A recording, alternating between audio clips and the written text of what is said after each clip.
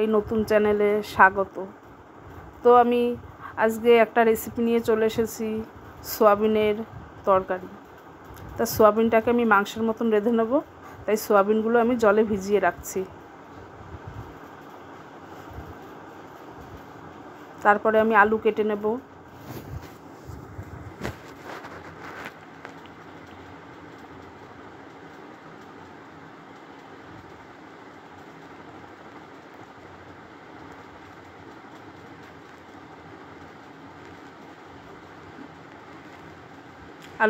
আলুগুলো আমি সুন্দর করে সাইজ করে কেটে নেব।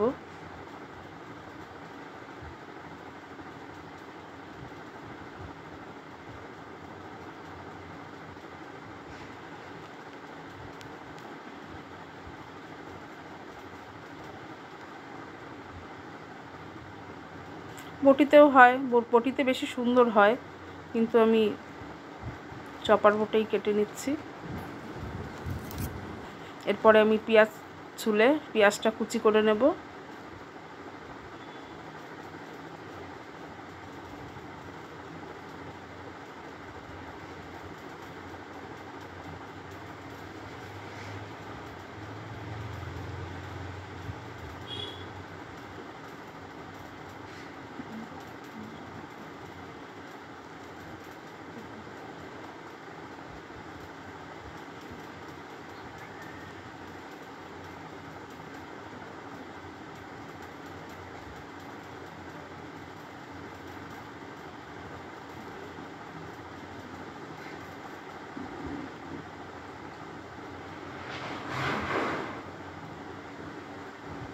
এরপরে আমি মশলা করে নেব।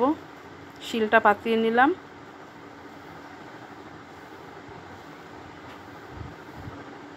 শিল ধোয়া রেডি মশলার জন্য।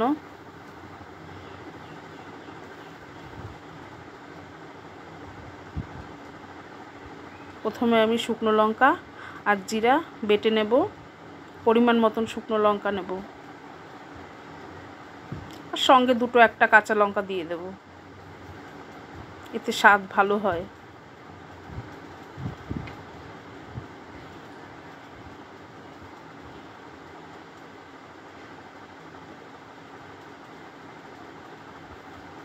আর কটা ধনে দিয়ে দেবো, একবারে বাটা হয়ে যাবে।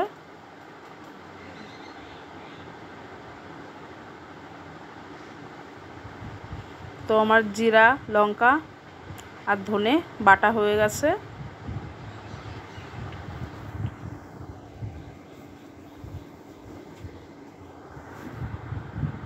এরপর আমি এক এক করে পরপর সমস্ত জিনিসগুলো রেডি করে নেব।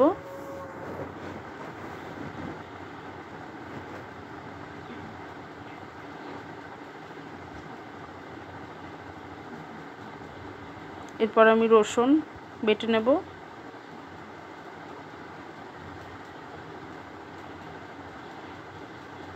একটা রসুন দিয়েছি, ছোট, খুব বেশি বড় না, এতেই আমার হয়ে যাবে।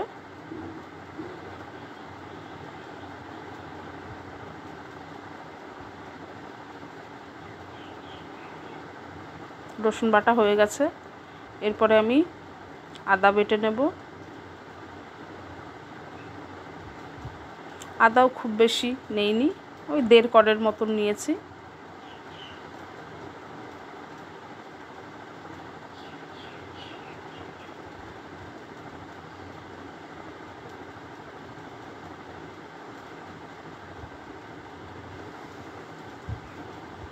আমার আদা বাটাও হয়ে গেছে।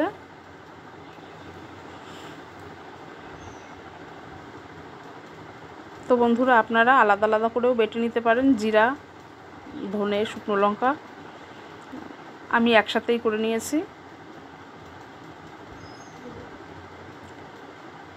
একসাথে করলেও চলে আর কি।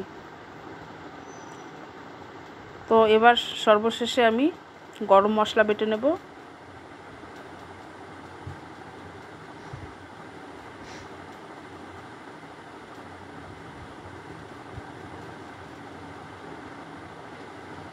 গরম মশলাও আমার হয়ে গেছে বাটা।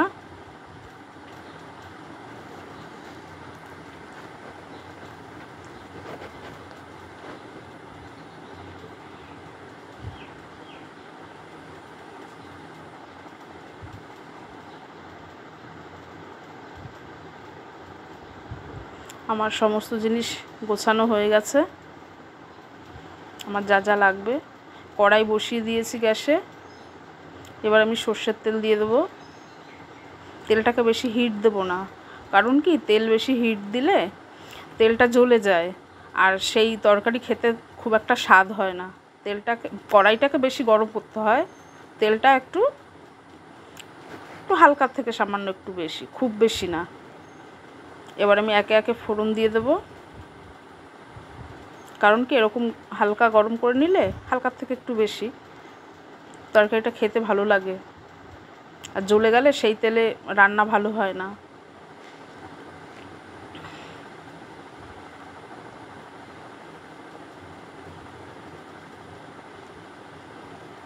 আমি ফোড়নে শুকনো লঙ্কা আর জিরে দিয়ে দেবো আর তেজপাতা।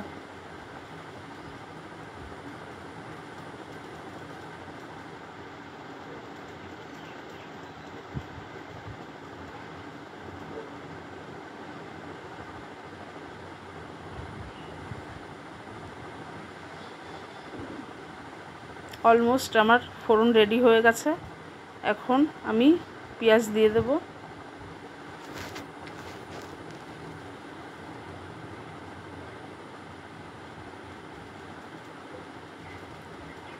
পেঁয়াজ কুচি দিয়ে দিলাম।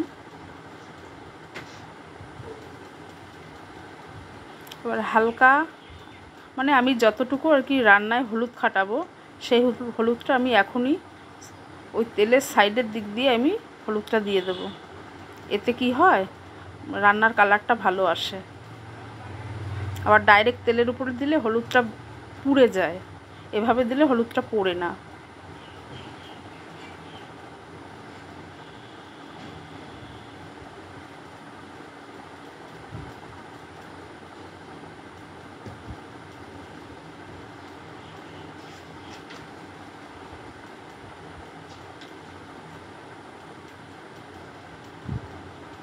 এবার আমি জিরে, শুকনো লঙ্কা আর গোটা ধনে যে বেটে রেখেছিলাম মশলাটা দিয়ে দেবো, দিয়ে খানিকক্ষণ কষিয়ে নেব।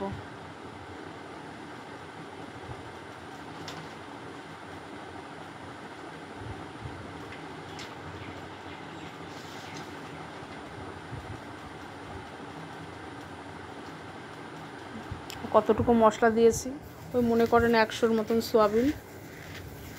তার মধ্যে দেখেছেন তো আপনারা কীরকম নিয়েছি, কটা লঙ্কা নিয়েছি, কোনটুকু জিরে, কোনটুকু ধনে, একটা আন্দাজ করে দিয়ে দেবেন আপনারাও।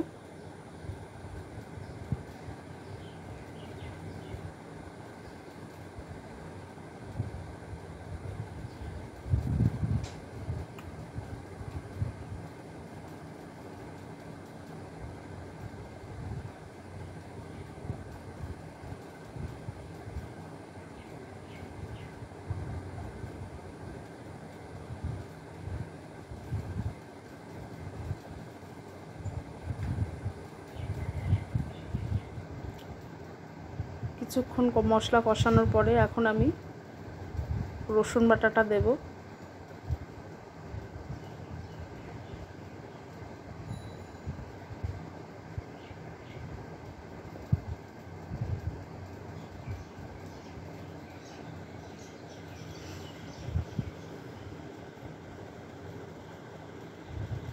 আরও 2-3 মিনিট আমি এটাকে এভাবে তেলের উপরে কষিয়ে নেব মশলার সাথে।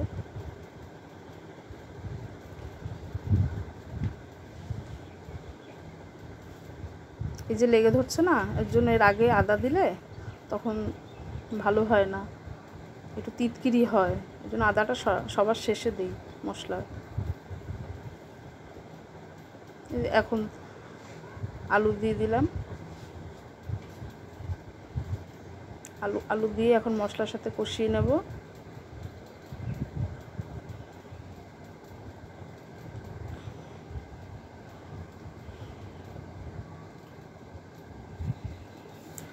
সয়াবিনটা এখন দিয়ে দিলাম।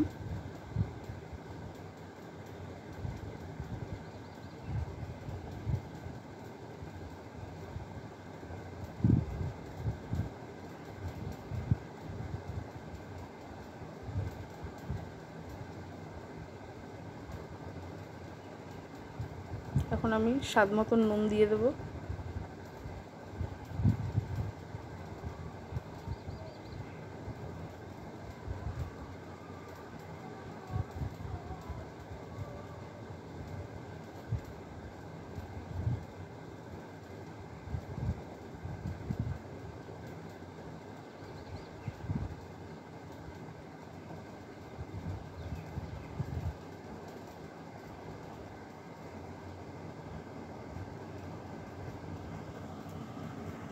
দুটো চেরা কাঁচা লঙ্কা দিয়ে দিলাম।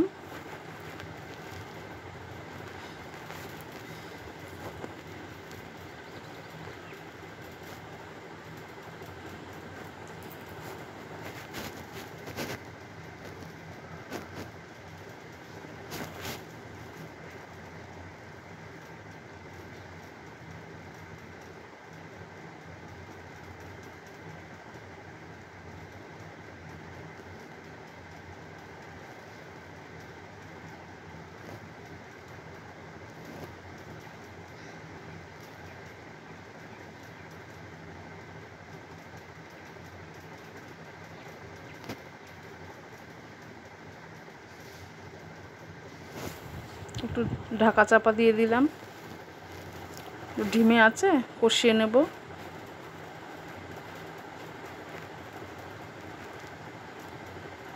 ঢাকা উঠিয়ে আবার মাঝে মাঝে নাড়তে হবে, নয়তো লেগে যাবে নিচে।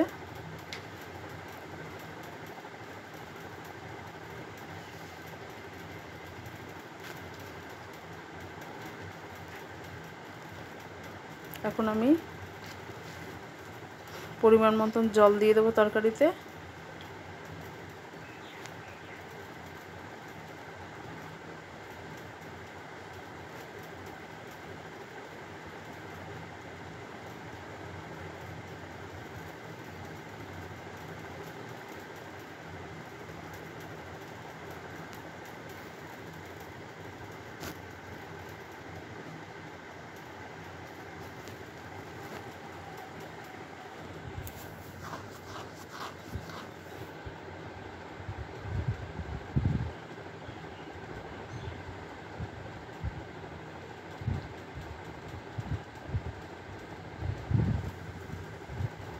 দুটো একটা আলু হাতার সাহায্যে আমি গালিয়ে দেব।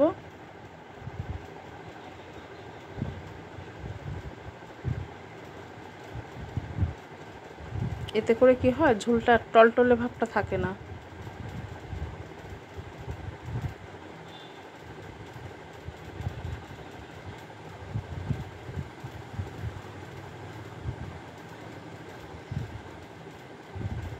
গরম মশলা দিয়ে দিলাম।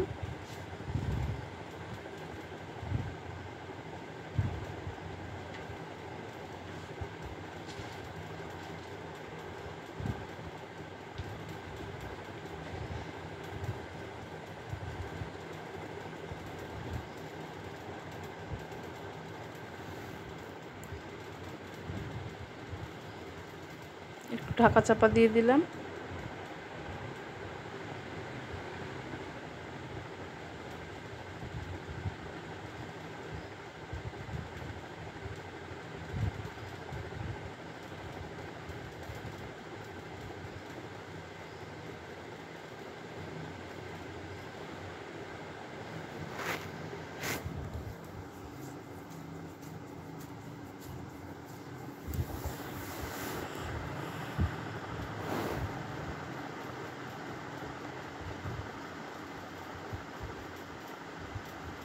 আমার তরকারি হয়ে গেছে।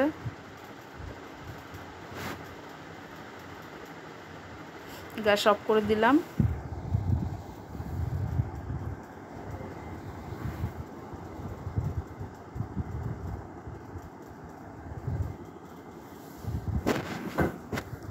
তো আমি তরকারি ঢেলে নিয়েছি একটা গামলায়।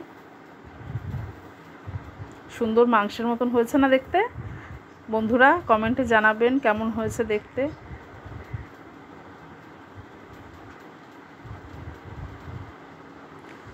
এটা টেস্ট করে দেখবে আমার ছেলে, ও টেস্ট করে দেখুক কেমন হয়েছে।